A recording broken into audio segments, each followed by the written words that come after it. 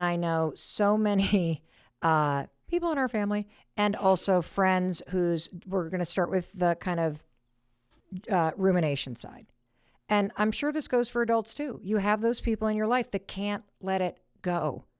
They're still talking about the divorce and it's been final for 3 years. They're still complaining about the what happened when mom died and who got what and like just holding on to it.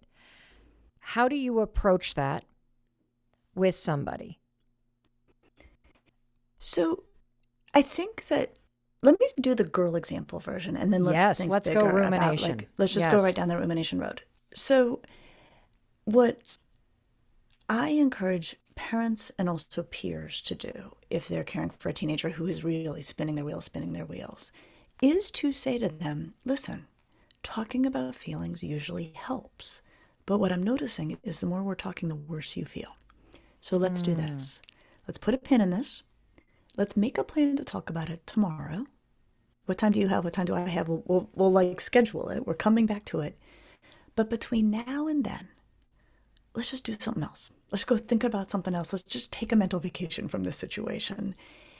And what is extraordinary is it's so often when you do that, when I've met with that kid the next day or talked to the person the next day, they're like, yeah, I don't know what I was so upset about. Like just the space alone, the time alone brings it down to size. mm, And they're no longer dumping stress hormones into their bloodstream. For that 24 hours, they're not thinking about it. So it helps people to find their feet. So that's a short term, great. something that just popped up.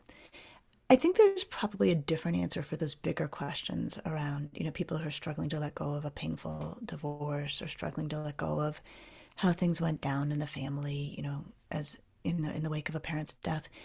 And my hunch is for that, there's just a lot of meaning to what occurred that has not really been Mm, examined or processed. resolved. Yeah. Yeah. What about with the boys? How do you approach that? Where So, or any behavior of just distraction and kind of literally losing yourself in something so you don't have to face the pain of the situation and the emotions that you're feeling.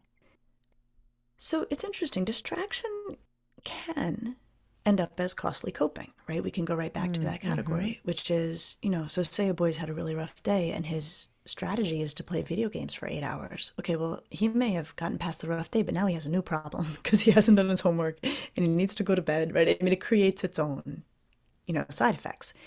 So one way to take it up is just from that side of saying, look, I get it that you may have had a rough day and playing some video games helps you get through it. You can't be doing this so much that you now have a new situation to deal with. Is Yeah. there another way you could help yourself feel better? Hmm. Now, the thing here about boys and expression, right? Like that's really what's underneath this is getting kids, but boys in particular, to talk about feelings. Is that there's a lot caught up in why they don't talk about feelings. And I would say it's one of the hardest things in parenting that I hear about is parents of adolescent boys in particular who become very, very sphinx-like Yes. and very, very reserved.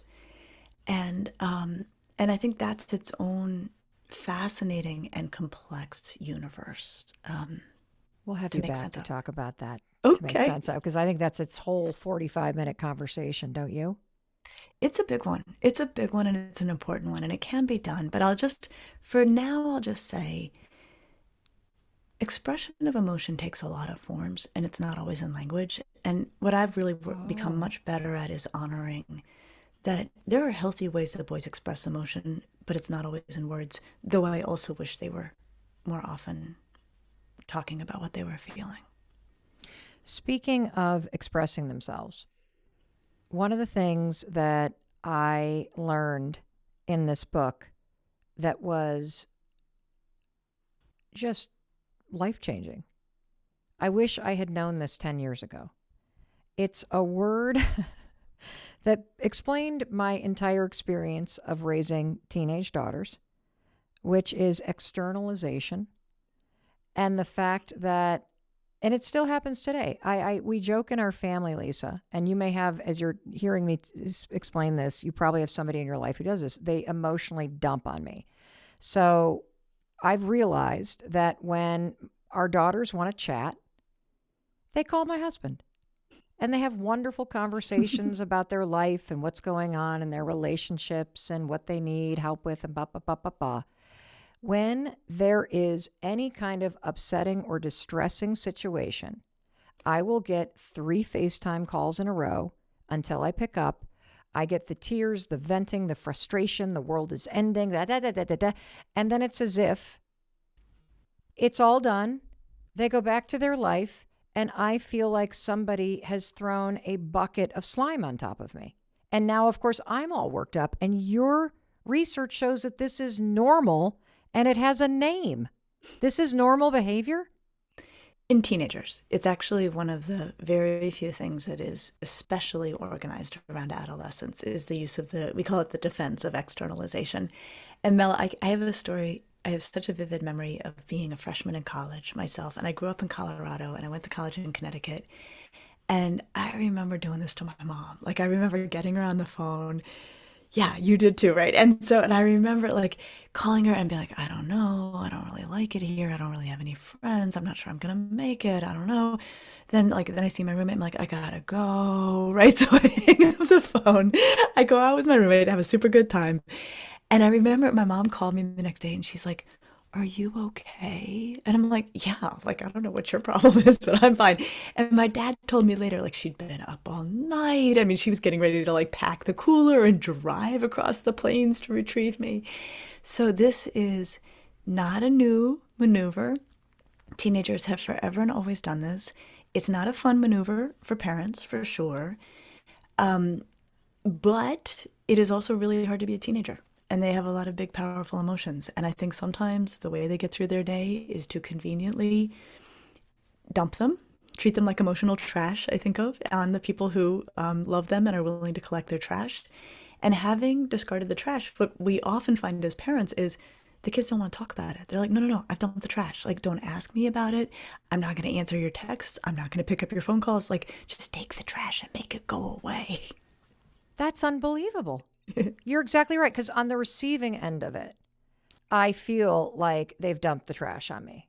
I'm weighted down. I'm worried about it. I'm thinking about it. I just had a sleepless night the other night because of something that one of our daughters is going through. And then I spoke to her in the morning. She's like, oh, what? That's fine. I mean, and it was as if nothing happened. I'm like, excuse me?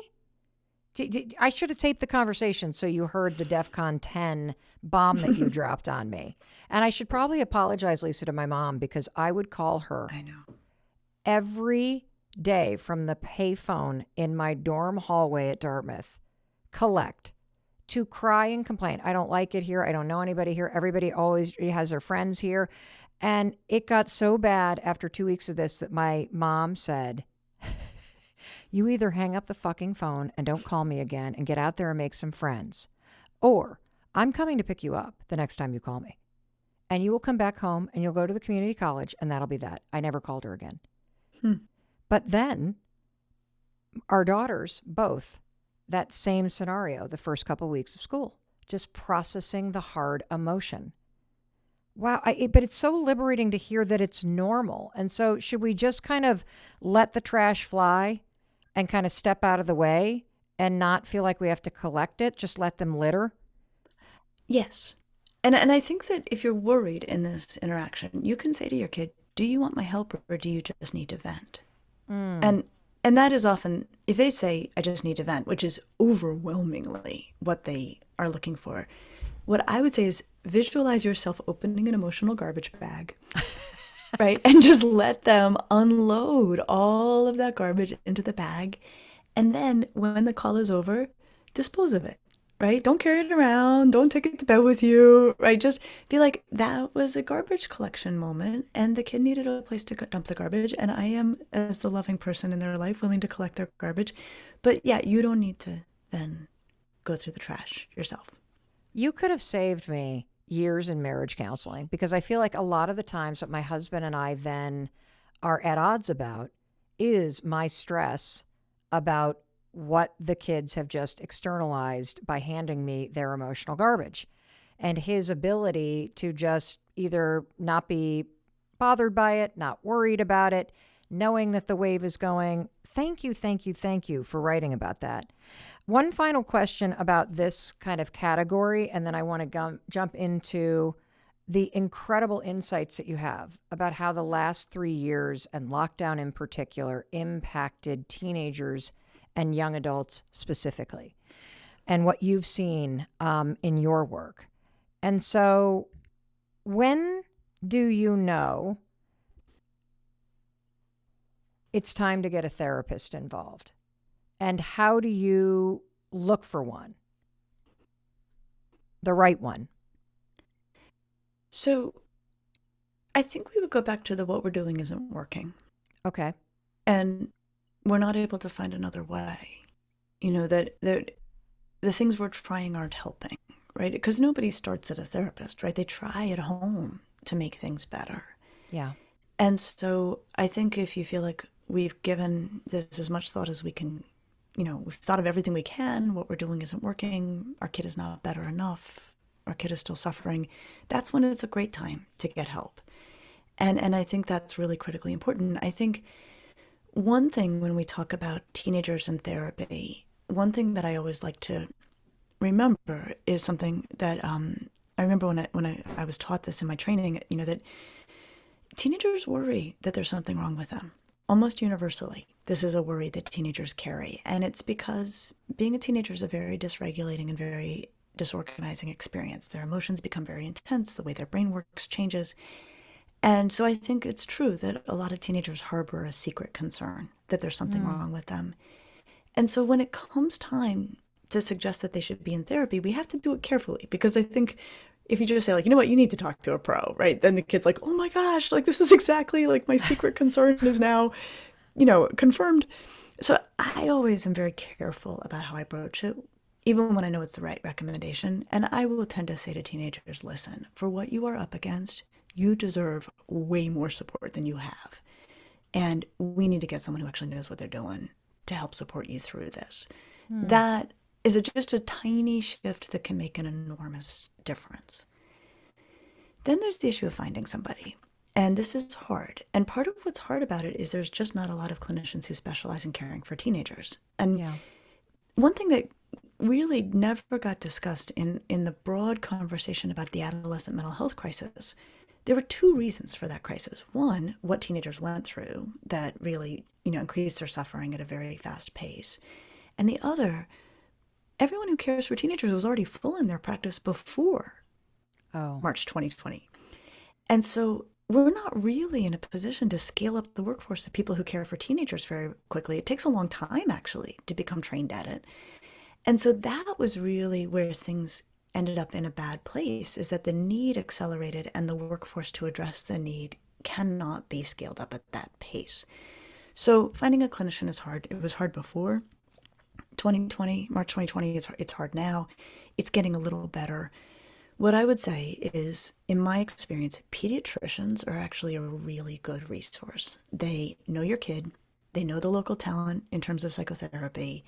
They are often good at actually doing a good match, between your kid and who they know in the community. They can sometimes help facilitate making an appointment happen. And so that's usually my generic advice, is ask your pediatrician who they like. I think that is so hopeful and so accessible. And I really appreciate that answer, because it's something anybody can do, and it makes a lot of sense. Today, you're going to meet Dr. Lisa Damour. And if you thought the last 3 years and lockdown impacted you, wait till you hear her describe the impact that it had on young adults.